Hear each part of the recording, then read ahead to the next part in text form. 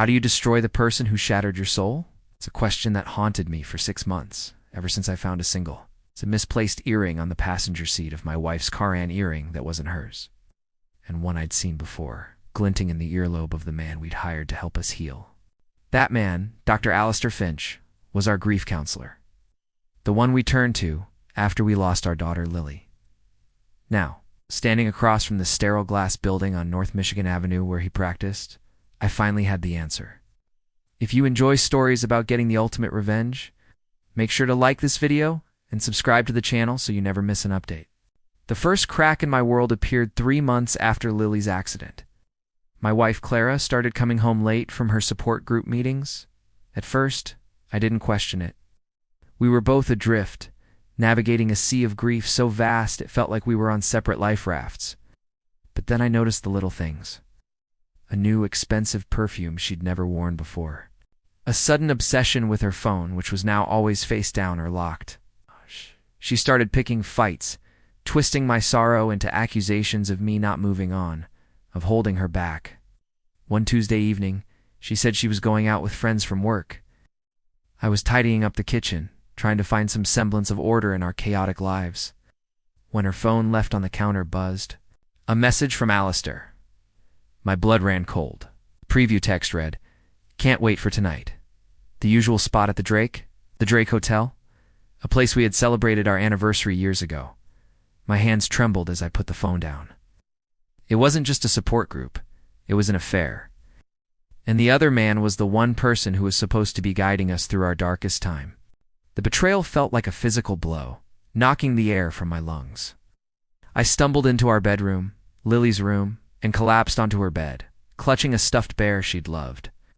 The man who sat with me, who listened to my sobs and told me my pain was valid, was sleeping with my wife. They were desecrating our grief, turning our daughter's memory into the backdrop for their sordid little drama. For a week, I was a ghost in my own home. I barely ate, I couldn't sleep. I watched Clara, her face a mask of false sympathy, asking if I was okay, if I needed to talk to Alistair again. The audacity was breathtaking. That's when the grief turned to ice. My despair sharpened into a singular cold purpose. I would not just expose them. I would dismantle their lives with the same clinical precision they had used to dismantle mine. My first step was evidence. I installed a keylogger on our home computer and a voice-activated recorder in her car. It was disgustingly easy. Within days, I had everything. Recordings of their phone calls, filled with laughter and cheap pet names. Copies of hotel receipts from the Drake, the Peninsula, all charged to a secret credit card. I read their texts, their plans to leave me once they felt I was stable enough.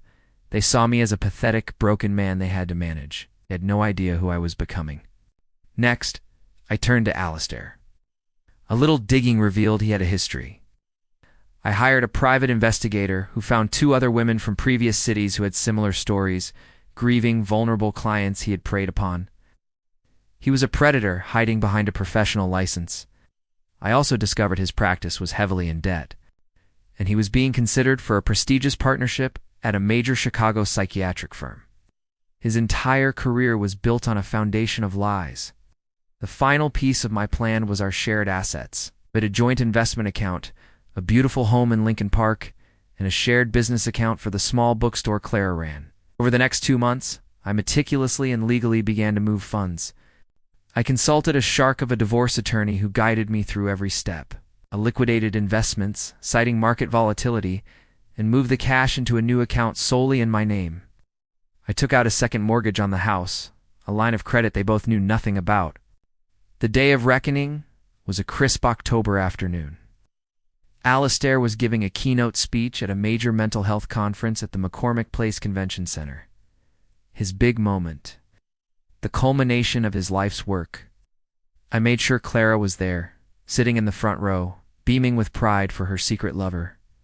I had also anonymously invited the 2 other women my PI found, flying them into Chicago and putting them up at a hotel. I also sent a detailed, evidence-backed dossier to the state licensing board and the partners at the firm Alistair was courting.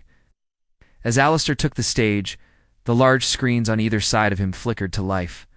Instead of his presentation slides, His face was replaced by screenshots of his text messages with Clara. Then came the hotel receipts.